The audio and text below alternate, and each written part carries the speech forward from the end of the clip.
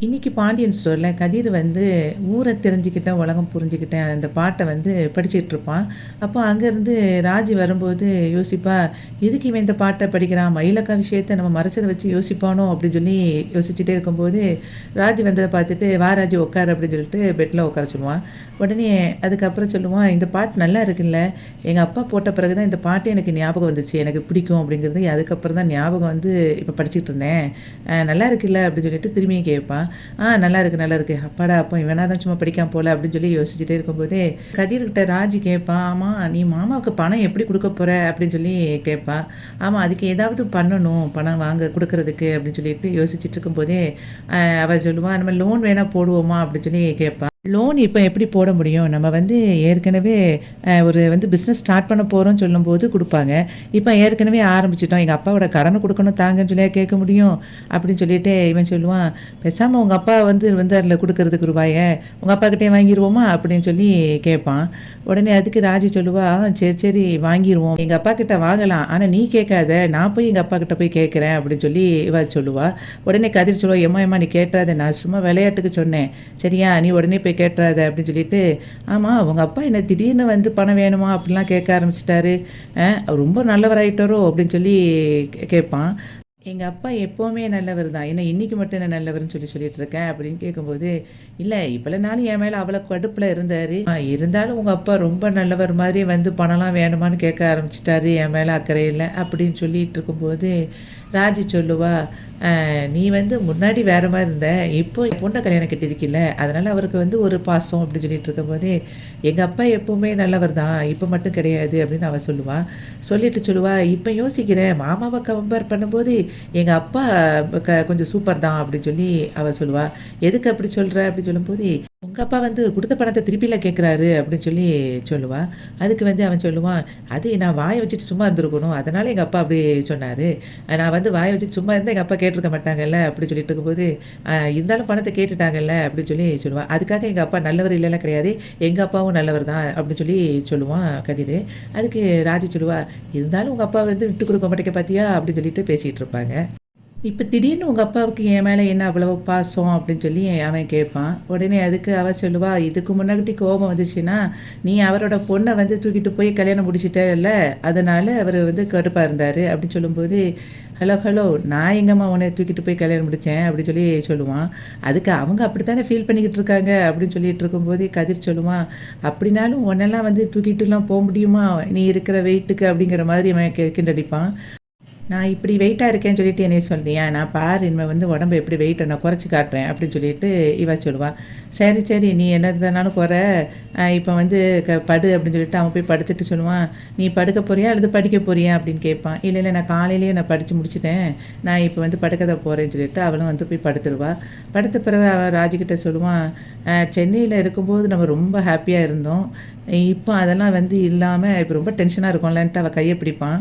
அதுக்கு அவ சொல்லுவா, அதெல்லாம் ஒண்ணும் வேண்டாம். நான் வந்து இப்ப நல்லா படிச்சு என்னோட வந்து கனவ வந்து நிறைவேத்தணும். அது மட்டும் தான் என் மைண்ட்ல இருக்கு. வேற எதுவும் எனக்கு ஞாபகத்துல இல்ல. அப்படி சொல்லிட்டு அவன் கைய தட்டி விட்டுட்டு, திரும்பி படுத்துட்டு 2 பேரும் சிரிச்சுட்டு இருப்பாங்க. அதுக்கப்புறம் காலையிலேயே அவ வந்து ரன்னிங் ஓடுறதுக்காக வெயிட் பண்ணிக்கிட்டு இருப்பா. அப்போ அங்க வந்து இவன் டைம் ஃபிக்ஸ் பண்ணுவான். "நீ எதுக்கு வார? நானே தான் வந்துருவேன்ல" அப்படின்னு ராஜி சொல்லுவா. அதுக்கு கதிர் சொல்லுவான், "என்னால உனக்கு எவ்வளோ தூரம் வர முடியுமோ உன் கூட நான் வருவேன். முடியலைன்னா உன்ட்ட சொல்லப் போறேன். நீ இப்போ ஓடுன்ட்டு டைமர் செட் பண்ணுவான். செட் பண்ணிட்டு இருக்கும்போதே இவ ஓடும்போது கீழ விழுந்துருவா.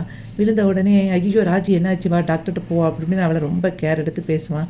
உடனே அதுக்கு அவ சொல்லுவா, "எதுக்கு இது சாதாரண விஷயம் தானே. இதெல்லாம் ஒண்ணும் பிரச்சனை இல்ல." அப்படின்னு சொல்லிட்டு, "சரி வா வீட்டுக்கு போயிருவோம்" அப்படிம்பான். அதுக்கு ராஜி சொல்லுவா, "இல்ல, இல்ல நான் ஒரு 10 நிமிஷம் வெயிட் பண்ணிட்டு, அதுக்கப்புறம் நான் ஓட ஆரம்பிச்சுருவேன். ஒண்ணும் பிரச்சனை இல்ல" அப்படின்னு சொல்லிட்டு அங்க போய் உட்காருவா. உட்கார்ந்த உடனே சொல்லுவா, "நீ இதுக்கே இப்படி ஃபீல் பண்றியே, நான் நாளைக்கு போலீஸ் ஆயிட்டேன்னா, அந்த ட்ரெய்னிங் முடிஞ்ச பிறகு நெறைய நடக்கும். எனக்கு ட்ரெய்னிங்லேயே நெறைய விஷயங்கள் நடக்கும். அப்ப நான் என்ன பண்றது? கீழ விழணும், அடிபடும் எல்லாம் நடக்கத்தான் செய்யும்" அப்படி சொல்லும்போது, இவன் அப்படியே கவலையா அப்படியே யோசிப்பான். அந்த நேரத்துல அதுக்கப்புறம் ராஜி சொல்லுவா, நான் எனக்கு ஒரு டவுட்டு" அப்படிம்பா. "என்ன டவுட்டு?" அப்படின்னு கேட்பான். "இவ்வளோ ஓடுறேன் நானு, ஆனாலும் ஏன் என் உடம்பு குறையவே மாட்டேங்குது?" அப்படின்னு சொல்லி கேட்பா. அதுக்கு நீங்க ஓடுனா மட்டும் போதாது மேடம். அதுக்கு வந்து டயட் இருக்கணும் அப்படிம்பான். "என்ன டயட்டு?" அப்படின்னு சொல்லி கேட்பா. "இல்ல, நீ வந்து இந்த அப்பா வாங்கிட்டு வர வடை, அண்ணி வாங்கிட்டு வர பஜ்ஜி இதெல்லாம் சாப்பிட்டேன்னா, அப்புறம் உனக்கு எப்படி வெயிட் குறையும்?" அப்படின்னு சொல்லி கேட்பான். ஓ! அது ஒரு டெம்ப்டிங்கில சாப்பிட்டுட்டேன் அப்படின்னு சொல்லிட்டு, இனிமே பாரு நான் எதையும் சாப்பிடாம என் வெயிட்ட நான் குறைக்கிறேனா இல்லையான்னு பாரு அப்படின்னு சொல்லிட்டு இருக்கும்போதே, கிளம்பி ஓடுறதுக்கு ரெடியா இருப்பா. கதிர் சொல்லுவான், இரு ஒரு நிமிஷம் எங்கேயோ நல்ல ஒரு வடை சுடுற வாசம் அடிக்குது பார்த்தியா? அப்படின்னு சொல்லி அவன் சொல்லுவான். ஆமாமா. அது வந்து இந்த கிரவுண்டுக்கு வெளிய பக்கத்தில வந்து ஒரு கடையில வந்து நல்லா சுட சுட வடை சுடுவாங்க. சூப்பரா இருக்கும். போகும்போது சாப்பிட்டுட்டு போவோமா? அப்படின்ட்டு கதிர்ட்ட கேட்பா. உடனே அதுக்கு அவன் சொல்லுவான், ஓ! உனக்கு வந்து இதுதான் டயட்டா? உன்னால இத கூட கண்ட்ரோல் பண்ண முடியலையா? அப்படின்னு சொன்னவுனே, சரி, சரி ஏதோ ஒரு ஆசையில கேட்டுட்டேன் வா போவோம்ன்னு சொல்லிட்டு போயிருவா. மயிலோட அம்மாவும், மயிலோட அப்பாவும் சேர்ந்து நடந்து வருவாங்க. வந்துட்டுருக்கும்போதே, மயிலோட அப்பா வந்து மயிலோட அம்மாகிட்ட சொல்லுவாரு, "கொஞ்சம் நீ கோபப்படாம பேசு சம்மந்தி வீட்ல" அப்படின்னு சொல்லுவாரு. "எப்படிய்யா கோபப்படாம இருக்க முடியும்? அவர் பண்ண காரியத்துக்கு" அப்படின்னு சொல்லும்போது, "இல்ல மயில் வாலுக்கு ஏற்கனவே பிரச்சனை ஆயிட்டு. நம்ம வந்து இப்போ ஒரு நல்ல விஷயத்த தான் அங்க சொல்லப் போறோம். அது மூலமா அந்த வீட்ல வந்து கொஞ்சம் சரியான ஒரு சூழ்நிலைய உருவாக்கணும். நீ தேவையில்லாம எதுவும் பேசிறாத. கொஞ்சம் பொறுமையா பேசு பாக்கியம்" அப்படின்னு சொல்லிட்டு அவங்க அம்மாகிட்ட சொல்லுவாரு. உடனே ஆமா. என்னத்த பொறுமையா பேச. நம்ம அங்க போய் பேசின பிறகு தான் தெரியும் என்ன லட்சணத்தில அங்க இருக்கு அப்படின்னு சொல்லிட்டு 2 பேரும் போவாங்க. அங்க வாசல்ல போய் நின்னுகிட்டு இருப்பாங்க. பாண்டியன் வந்து ராஜுகிட்ட பேசிக்கிட்டு இருப்பான். "என்னப்பா உன் படிப்பு எப்படிலாம் போகுது?" அப்படின்னு சொல்லி கேட்டுட்டு இருப்பான். அதுக்கு வந்து "நல்லா போகுது மாமா" அப்படின்னு சொல்லிட்டு இருப்பா.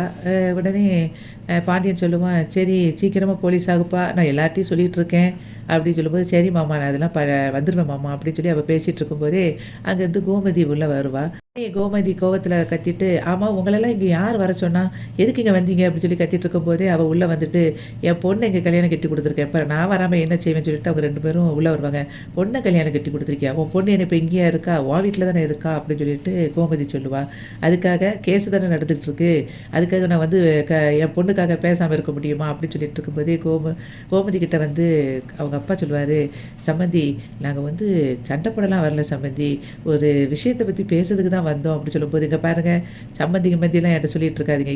யாருக்குங்க சம்மந்தி?" அப்படி சொல்லும்போதே, இவா சொல்லுவா, "இவ இப்படிதான்யா பேசுவா. அ என்ன என் பொண்ண பத்தி பேசுறதுக்கு இவங்களுக்கு என்ன ரைட்ஸ் இருக்கு? இவங்க பிள்ளை ரொம்ப யோக்கியமோ?" அப்படின்னு சொல்லிட்டு அவ அம்மா கிட்ட கேட்பா பாக்கியம். உடனே அதுக்கு வந்து கோமதி சொல்லுவா, "என் பையன பத்தி நீ எதுக்கு குறை சொல்ற? உன் பொண்ணு ரொம்ப யோக்கியமா சரியான நாடகக்காரி" அப்படின்னு சொல்லி அவங்க அம்மா திட்டுவா. கதிர் உடனே சொல்லுவான், "ஏங்க வந்து பொய் பேசிக்கிட்டு இருக்கீங்க தேவையில்லாம" அப்படி சொல்லிட்டு இருக்கும்போது, "ஆமா நீ ரொம்ப உன் கேஸே வெறும் பொய்யால தான் போய்க்கிட்டு இருக்கு. உன் கல்யாணமே ஒரு பொய் கல்யாணம் தான். உன் வீட்டு பிரச்சனை அதிலேயே பெருசா போய்க்கிட்டு இருக்கு. நீ சும்மா இரு" அப்படி சொல்லிட்டு கதிர வந்து வாய மூட வச்சுருவா. அப்போ அங்கேருந்து பாண்டியன் சொல்லுவான், "இங்க பாருங்க என் பையன பத்திலாம் வந்து பொய் சொல்லிட்டு இருக்காதீங்க தேவையில்லாம.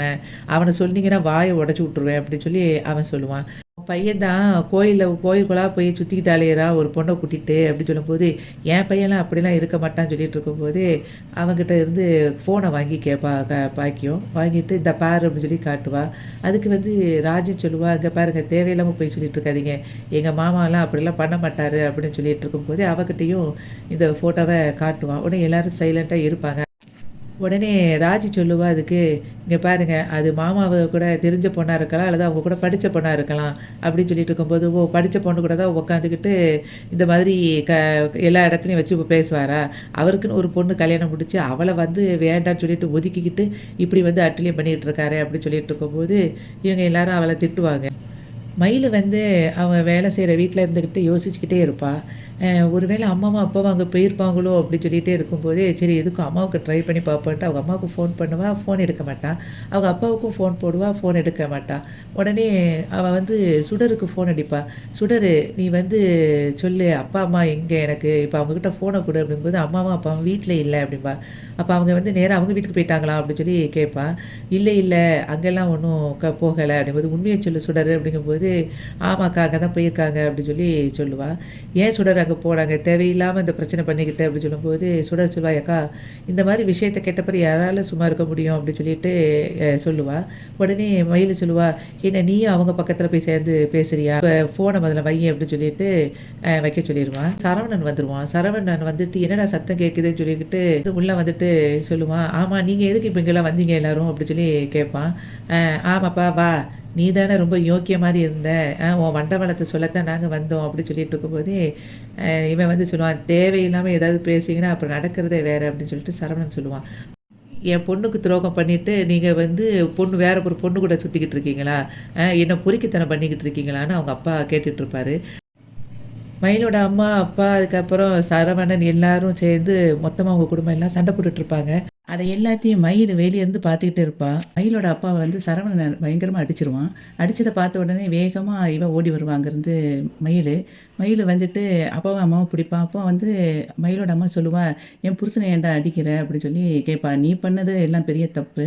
ஆனா நீ என் புருஷன அடிக்கியா?" அப்படின்னு சொல்லி அவ கேட்டுட்ருப்பா. அப்போ சரவணன் சொல்லுவான், "என்கிட்ட வேண்டாத வேலை வச்சுக்கிட்டா நான் இந்த மாரி தான் பண்ணுவேன்." அப்படிங்கிற மாதிரி சண்டை போட்டுட்ருப்பான். அப்போ மயில் வந்து அவங்க அம்மாவையும் அப்பாவையும், "வாங்க, நீங்க இப்ப எதுக்கு இங்க வந்தீங்க? நான் தான் உங்ககிட்ட சொன்னேன்ல." அப்படின்னு சொல்லிட்டு இருக்கும்போதே, மயிலோட அம்மாவ பார்த்து கேட்பா கோமதி, "அடடடடா! என்ன அழகு! ஃபர்ஸ்ட்டு அம்மாக்காரி வந்தா, அதுக்கப்புறம் பின்னாடியே பிள்ளைய கூட்டிட்டு வந்திருக்கியா? இவ எங்கள போலீஸ் ஸ்டேஷன்ல நிக்க வச்சு பேசினது காணாதுன்னு சொல்லிட்டு, இப்ப இவ இங்க வந்து பேச வந்திருக்காளா? அதான் கோர்ட்ல கேஸ் நடக்குதுல்ல, திரும்ப எதுக்கு வந்தா?" அப்படின்னு சொல்லிட்டு அவங்க அம்மா சண்டை போட்டுட்ருப்பா. மயிலோட அம்மா வந்து உடனே சொல்லுவா கோமதி கிட்ட, "என் பொண்ணு இப்ப என்ன நிலைமையில இருக்கா தெரியுமா? நாங்க ஒரு நியாயம் கேட்டு வந்தா, நீங்க எங்க புருஷனையே அடிக்கிறீங்களா? எங்கள வந்து வீட்ட விட்டு துரத்துறீங்களா?" அப்படின்னு சொல்லிட்டு சண்டை போட்டுட்ருப்பா.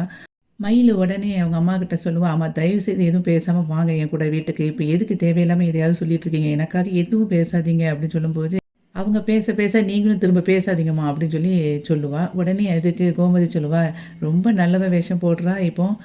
இவ பண்ணதெல்லாம் எங்களுக்கு தெரியாதா? போலீஸ்ல கேஸ் குடுத்தவ தானடி நீ." அப்படின்னு சொல்லிட்டு மயில பார்த்து ரொம்ப ஹார்ஷா பேசிட்டு இருப்பாங்க. அப்போ வந்து பாண்டியன் சொல்லுவான், "என் பையனெல்லாம் குறை சொல்றதுக்கு ஒண்ணும் உங்களுக்கெல்லாம் தகுதியே கிடையாது." அப்படின்னு சொல்லிட்டு இருக்கும்போது, "நீங்க பாட்டுக்கு வந்து ஏதாவது ஆதாரத்த காட்டுறேன்னு சொல்லிட்டு என்ன சண்டை போட வந்திருக்கீங்களா?" அப்படின்னு சொல்லிட்டு கதிர் கேட்பான். உடனே அவ சொல்லுவா, "நாங்க ஏன்ப்பா சண்டை போட வரப்போறோம். நாங்க நியாயத்த தான் கேட்டு வந்திருக்கோம்." என் பொண்ண என்ன நிலைமையில வச்சுட்டு, உன் அண்ணன் எப்படி ஒரு பொண்ணு பின்னாடி சுத்திக்கிட்டு இருக்கான்னு உனக்கு தெரியுதா? அவன் இப்ப என்ன நிலைமையில இருக்கா தெரியுமா? அப்படின்னு சொல்லிட்டு இருக்கும்போதே, அதுக்கு வந்து மயிலு வாங்கன்னு சொல்லிட்டு இழுத்துட்டு போவா. இரு மயிலு, இவங்க கிட்ட இத வந்து கேட்காம இருக்கக்கூடாது. நம்ம சொல்ல வேண்டிய விஷயத்த, வந்த விஷயத்த சொல்லிட்டு போயிருந்தேன். விடு மயிலு, விடு மயிலுன்னு சொல்லிட்டு கத்திட்டு இருக்கும்போதே, அவங்க அப்பாவையும், அம்மாவையும் இழுத்துட்டு வேகமா போயிருவா. அப்போ வாசல்ல போன உடனே அவங்க அம்மா சொல்லுவா, என் பொண்ண வந்து நீங்க என்ன கதியில வச்சிருக்கீங்க தெரியுமா? அவளோட சாபம் உங்கள வந்து சும்மாவே விடாது. என் பொண்ணு விடுற கண்ணீர் உங்கள சும்மா விடாது. நீங்க நல்லாவே இருக்க மாட்டீங்க." அப்படின்னு சொல்லிட்டு சாபம் விட்டுட்டு போவா. கோமதி உடனே சொல்லுவா, "போடி! நீ விடுற சாபம் எங்களுக்கு பழிக்க போகுது. போ, போ." அப்படின்னு சொல்லிட்டு விரட்டி விட்டுருவா. அதுக்கப்புறம் எல்லாரும் அப்படியே உட்காந்துருக்கும்போது அவங்க அம்மாச்சியும், அரசியும் வந்திருப்பாங்க. "என்ன இது நான் கோயிலுக்கு போயிட்டு வரதுக்குள்ளே இவ்வளோ விஷயம் நடந்திருக்கா?" அப்படின்னு சொல்லிட்டு இருப்பா. "ஆமாம்மா, எங்களெல்லாம் சாபம் போட்டுட்டு போறா அவன் அம்மாக்காரி." அப்படின்னு சொல்லி சொல்லும்போது, "நல்லவங்க போடுற சாபமே பழிக்க போறதில்ல. இதில இவன் வேற சாபம் போடுறாளாக்கும். அதெல்லாம் ஒண்ணும் உனக்கு பலிக்காது." அப்படின்னு சொல்லிட்டு அவங்க அம்மா சொல்லிக்கிட்டு இருப்பா. கதிர் உடனே சொல்லுவான் அவங்க அம்மாகிட்ட, "சரிம்மா நீ அமைதியா இரு. இப்போ அவங்க தான் போயிட்டாங்கல்ல. நீ தேவையில்லாம ஏதாவது பேசிட்டு இருக்காத." அப்படின்னு சொல்லிட்டு இருக்கும்போதே, அரசி சொல்லுவா, "ஏம்மா நீ ஏதாவது பேசு. உனக்கு ஏதாவது ஆயிரப்போகுது. நீ அமைதியா இரும்மா." அப்படின்னு சொல்லி சொல்லுவா. "ஆமாமா. இவங்ககிட்ட பேசி தான் எனக்கு ஏதாவது ஆகப்போகுது. போடி." அப்படின்னு சொல்லிட்டு இருக்கும்போதே, சரவணன் வந்து, "நான் கிளம்புறேன்." அப்படின்னு சொல்லிட்டு கிளம்ப போவான். அப்போ அதுக்கு வந்து கோமதி சொல்லுவா, "ஒரு நிமிஷம் இருடா. ஆமா, நீ ஏதோ ஒரு பொண்ணுகிட்ட பேசிட்டு இருக்கேன்னு சொன்னாங்களே, அது என்ன பொண்ணுடா? யாரு?" அப்படின்னு சொல்லி கேட்பா. உடனே இவன் ஷாக் ஆகி அப்படியே அப்படியே யோசிச்சுட்டு இருப்பான். உடனே அதுக்கு கதிர் சொல்லுவான், "ஏம்மா, அண்ணன் வந்து ஒரு பொண்ணுட்ட பேசிட்டு இருக்கிறான். அதுக்காக நீ கேட்டுட்டு சந்தேகப்படுவியா?" அப்படின்னோனே, "சந்தேகம்லாம் படலடா. அந்த பொண்ணு யாருன்னு தான் நான் கேட்டேன்." அப்படின்னு சொல்லிட்டு இருப்பா. அப்பவும் வந்து சரவணன் அமைதியாவே இப்படி குனிஞ்சுட்டே இப்படி நிப்பான். அத வந்து நோட் பண்ணிக்கிட்டே இருப்பான் பாண்டியன். உடனே ராஜி வந்து சொல்லுவா, "அது யாராவது அவங்க கூட உள்ள படிச்ச ஃப்ரெண்டா இருக்கும். நீங்க ஏத்த அத பத்தி கேட்குறீங்க?" அப்படின்னும்போது, "ஏய் நான் வந்து சந்தேகம்லாம் படலடி. ஆனா அந்த பொண்ணு யாருன்னு தான் நான் கேட்டேன். தெரிஞ்சுக்கிறதுக்காக தான். சரவணா சொல்லுடா அந்த பொண்ணு யாரு?" அப்படின்னு சொல்லி திரும்பியும் கேட்பா. சரவணன் வந்து உடனே சொல்லுவான், "அது என் கூட படிச்ச பொண்ணுமா. கிளாஸ்மேட்டு." அப்படின்னு சொல்லி சொல்லும்போது, "அப்படியா? இத சொல்றதுக்கு என்னடா?" அப்படின்னோனே, "இல்ல நான் சும்மாதாம்மா எதார்த்தமா பேசிக்கிட்டு இருந்தேன். கோயில்ல பார்த்தேன். ஆனா அத வந்து இவ்வளோ பெரிய விஷயமாக்கி அவங்க ஒரு கதை கட்டுவாங்கன்னு நான் நினைக்கல." அப்படின்னு சொல்லிட்டு குனிஞ்சுக்கிட்டே பதில் சொல்லிட்டு இருப்பான். அத பாண்டியன் பார்த்துக்கிட்டே இருப்பான். அதுக்கப்புறம் வந்து பாண்டியன் கிட்ட சொல்லுவான் சரவணன், "அப்ப நான் கடைக்கு கிளம்புறேன். நீங்க வாரீங்களா?" அப்படின்னோனே, சரின்னு சொல்லிட்டு அவனும் எந்திரிச்சுட்டு அப்படி லைட்டா கோமதிய சைட்ல பார்த்துட்டு சொல்லுவான், இனிமேலாம் அவங்க யாரும் வரமாட்டாங்க. அப்படி எதுவும் வந்தா எனக்கு ஃபோன் பண்ணி கூப்பிடுங்க." அப்படின்னு சொல்லிட்டு அவங்க அப்பா போயிருவாரு. போன உடனே கோமதி சொல்லுவான், "ஆமா, ஆமா. இவர்ட்ட தான் இனிமே கூப்பிட போறேன். நான் இனிமே ஏதாவது பிரச்சனைன்னா போலீஸ்ல தான் கம்ப்ளைண்ட் பண்ணுவேன். நான் இவளெல்லாம் சும்மா இனிமே விட மாட்டேன்." அப்படின்னு சொல்லிட்டு கோமதி சொல்லிக்கிட்டு இருப்பா. அப்புறம் மயிலோட அம்மா, அப்பா, அதுக்கப்புறம் மயிலு 3 பேரும் ஆட்டோல அவங்க வீட்டுக்கு போவாங்க. அப்போ அவ தங்கச்சி கேட்பா, "என்னக்கா ஆச்சு?" அப்படின்னு சொல்லி கேட்பா. "வா வீட்டுக்குள்ள போ, நான் சொல்றேன்." அப்படின்னு சொல்லிட்டு வீட்டுக்குள்ள கூட்டிட்டு போவா. அப்ப "என்னம்மா ஆச்சு? போனீங்களே என்ன ஆச்சுன்னோனே." நாங்க வந்து ஒரு விஷயத்துக்காக போனோம். ஆனா, உங்க அக்கா அங்க எங்க எங்கள பேச விட்டா அப்படிங்கும்போது, "ஏம்மா நான் தான் போக்கூடாதுன்னு நான் சொன்னேன்ல. அப்புறம் எதுக்கு போனீங்க?" அப்படின்னு சொல்லி மயிலு கேட்பா. அதுக்கு வந்து அவங்க அம்மா சொல்லுவா, "ஏன்டி இப்பவும் வந்து உங்க அப்பாவ வந்து அவங்கலாம் அடிச்சாங்க. அடிக்கும்போது உன் ஒரு வார்த்தை உன்னால கேட்க முடியல. ஆனா நாங்க வந்து ஏன் வந்தோங்கிறத மட்டும் தான் நீ கேட்குறியா?" அப்படின்னோனே சுடர் கேட்பா, "என்னது அப்பாவ அடிச்சாங்களா?" "ஆமா. உங்க அப்பாவ வந்து அவன் அடிச்சுட்டான். அடிச்சதையும் உங்க அக்காக்காரி பார்த்துட்டு தான் சும்மா தான் இருந்தா." அப்படின்னு சொல்லிட்டு இருக்கும்போதே, மயிலு சொல்லுவா, "ஏம்மா நீ ஏம்மா எனக்காக போய் பேசுற? நான் தான் வேண்டான்னு சொல்லிட்டேன்ல." அப்படின்னு அவ திரும்பியும் சொல்லுவா. அப்போ வந்து மயிலோட அம்மா சொல்லுவா, "ஏன்டி உனக்கு ஒரு நியாயம் கிடைக்க வேண்டாமா? இப்போ உன் வயித்துல ஒரு குழந்தை வளருதுடி." அப்படி சொல்லும்போது, அதுக்கு அவ சொல்லுவா, "ஏம்மா அது அவரோட குழந்தை இல்லன்னு சொல்லிட்டாரம்மா. பின்ன என்னம்மா?" அப்படி சொல்லி சொல்லும்போது, சுடர் கேட்பா, "என்னது மாமா அப்படி சொன்னாங்களா?" அப்படின்னு சொல்லி கேட்பா. "ஆமா, உங்க அக்கா அன்னைக்கு வந்து மாமாவ பார்க்கவே இல்லன்னு சொன்னால்ல. ஆனா அவ புருஷன போய் பார்த்துட்டு தான் வந்திருக்கா. அப்போ அவர் வந்து இந்த குழந்தை அவர் குழந்தை இல்லன்னு சொல்லியிருக்காரு. எனக்கு மீனா சொல்லி தான் எல்லா விஷயம் தெரியும். நான் அப்பமே போய் சண்டை போட்டுருப்பேன். ஆனா மீனா ஏதோ ஏதோ சொல்லி என்னை வந்து வாய அடைச்சிட்டா. நானும் அமைதியா இருந்துட்டேன். இப்பவும் உங்க அக்கா வந்து என்னை வந்து பேச விடல." அப்படி சொல்லும்போது மயிலு வந்து உடனே சொல்லுவா, "எனக்கு யார பத்தியும் இனிமே கவலை கிடையாது. அவரு யாரு கூட சுத்துனா என்ன?" அப்படிங்கும்போது, "ஏன்டி இன்னும் வந்து அவன் உன் புருஷன் தானே?" அப்படி சொல்லும்போது, "அதுவுமே இன்னும் கோர்ட்ல இன்னும் 2 ஹியரிங் போயிட்டேன்னா, ஒண்ணுமே கிடையாதும்மா. அவரு இல்லன்னு எனக்கு ஆயிரும். பிறவு என்ன பிரச்சனை? அவரு யார கல்யாணம் கட்டினான்னு கட்டாட்டா என்னன்னு?" சொல்லும்போது, "நாங்க வந்து ஊருக்கு பதில் சொல்லணும்டடி. ஊர்ல வாய அடைக்க முடியுமா? இனிமே ஒவ்வொருத்தரா எங்ககிட்ட கேட்பாங்க. நீ ஈஸியா பதில் சொல்லிருவ." அப்படி சொல்லும்போது, "உனக்கு இப்ப நான் இங்க இருக்கிறது தானே பிரச்சனை. அப்ப நான் கிளம்பிருதேன்." அப்படி சொல்லிட்டு மயில் உள்ள போய் அவ ஒரு பேக் எடுத்துட்டு எல்லா ட்ரெஸ்ஸையும் எடுத்து வைக்க போவா. அப்போ வந்து இவ சொல்லுவா மயிலுகிட்ட, "அக்கா அக்கா போகாதக்கா" அப்படின்னு சொல்லிட்டு இருக்கும்போதே, "இல்ல சுடரு இனிமே இது சரி வராது. நான் கிளம்புறேன்." அப்படி சொல்லிட்டு இருப்பா. அப்போ வேகமா வந்து அவங்க அம்மாட்ட சொல்லுவா, "எம்மா அக்கா வந்து ட்ரெஸ் எல்லாம் பேக் பண்ணிட்டு இருக்காம்மா." அப்படின்னு சொல்லும்போதே, அவங்க அம்மா அப்படியே அமைதியா இருப்பா. உடனே மயிலோட அப்பா ஓடி போய், "மயிலே நீ சும்மா இரும்மா. உன்னை யார் இங்கேருந்து போ சொன்னா? ரெசார்ட்ல இரு." அப்படின்னு சொல்லிட்டு பேக்க பிடுங்கி வச்சுருவாரு. உடனே அதுக்கப்புறம் மயிலோட அம்மா வந்து சொல்லுவா, நானா அவள போக சொன்னேன். அவளா கிளம்பிக்கிட்டு இருக்கா." அப்படின்னு சொல்லி அவங்க அம்மா சொல்லுவா. மயிலோட அப்பா வந்து பேக்க தூக்கி போட்டுட்டு, "இனிமே உன்கிட்ட யாரும் எதுவும் கேட்க மாட்டாங்கம்மா. நீ பெசாட்ல இரு." அப்படின்னு சொன்ன உடனே அவ அப்பா அவங்க அப்பாட்ட சொல்லுவா, "இனிமே யாராவது என்கிட்ட இத பத்தி பேசுனாங்கன்னா, நான் இந்த வீட்ல இருக்கவே மாட்டேன்ப்பா." அப்படின்னு சொல்லிட்டு இருப்பா. அப்ப நேரா மயிலோட அம்மாகிட்ட வந்து சொல்லுவா, "பாக்கி இனிமே நீ அமைதியா இரு. இங்க பாரு மயிலு வீட்ட விட்டு கிளம்புறதுக்கே முடிவெடுத்துட்டா." அப்படிங்கும்போது, அவங்க அம்மா சொல்லுவா, "நானா அவள போக சொன்னேன்." அப்படின்னு சொல்லிட்டு அவங்க அம்மா சொல்லிக்கிட்டு இருப்பா. இது வந்து திரும்பியும் சொல்லுவா, "இனிமே இந்த வீட்ல யாரும் எத பத்தியும் பேச வேண்டாம். இனிமே அப்படி பேசினா நான் இங்க உண்மைக்குமே இருக்க மாட்டேன்." அப்படின்னு சொல்லிட்டு போயிருவா. உடனே மயிலோட அம்மா வந்து அப்படியே உட்காந்து அழுதுகிட்டே இருப்பா. அரசி வந்து அதுக்கப்புறம் ரோட்ல போயிட்டுருப்பா. அங்க வந்து இவன் குமார் வந்துருவான். குமார் வந்து இத பார்த்த உடனே, "உங்களால சும்மாவே இருக்க முடியாதா? இங்க பாருங்க யாரும் இல்லாத இடத்துல வந்து நிக்கீங்க. எங்க வீட்ல யாராவது பார்த்தாங்கன்னா, உங்கள என்ன பண்ணுவாங்க தெரியுமா உங்களுக்கு? பயமே இல்லையா?" அப்படின்னு சொல்லி கேட்பா. உடனே, "அதெல்லாம் யாரும் பார்க்க மாட்டாங்க." அப்படி சொல்லிட்டு குமார் சொல்லிட்டு இருக்கும்போது, "இன்னைக்கு எதுக்கு வந்தீங்க? திரும்பியும் மாத்திரை வாங்கிட்டு வந்திருக்கீங்களா?" அப்படின்னு சொல்லும்போது, "மாத்திரைலாம் இல்ல. சோப்பு வாங்கிட்டு வந்திருக்கேன்." "என்னது சோப்பா? ஏன்னா எங்க கடையில என்ன சோப்பே இல்லையா? ஆளுக்கு ஒரு சோப்பு கூட குடுக்கலாம். நீங்க இப்ப எதுக்கு சோப்பு வாங்கிட்டு வந்திருக்கீங்கன்னு?" சொல்லிட்டு அரசி திட்டுவா. "இங்க பாருங்க இதுதான் கடைசி. இனிமே அடிக்கடி இந்த மாரி குடுக்குற வேலைலாம் வச்சுக்காதீங்க." அப்படி சொல்லிட்டு அரசி திட்டுனத உடனே அவன் சொல்லுவான் குமாரு, "சரி, சரி நான் இனிமே குடுக்க மாட்டேன். இதுதான் கடைசி வச்சுக்கோ." அப்படின்னு சொல்லிட்டு கையில குடுத்துருவான். அவன் போன பிறகு அப்படியே வந்து அத எடுத்து பார்ப்பா. திரும்பியும் 2 சாக்லேட் இருக்கும். ஐயோ! திரும்பியும் பாரு சாக்லேட் குடுத்துருக்கானேன்னு சொல்லிட்டு கோவத்துல அப்படியே திரும்பி பார்ப்பான். அவன் அங்க இருக்க மாட்டான். உடனே அப்படியே நடந்து போற மாதிரி அரசி இன்னைக்கு வந்து பாண்டியன் ஸ்டோர் வந்து முடிஞ்சது.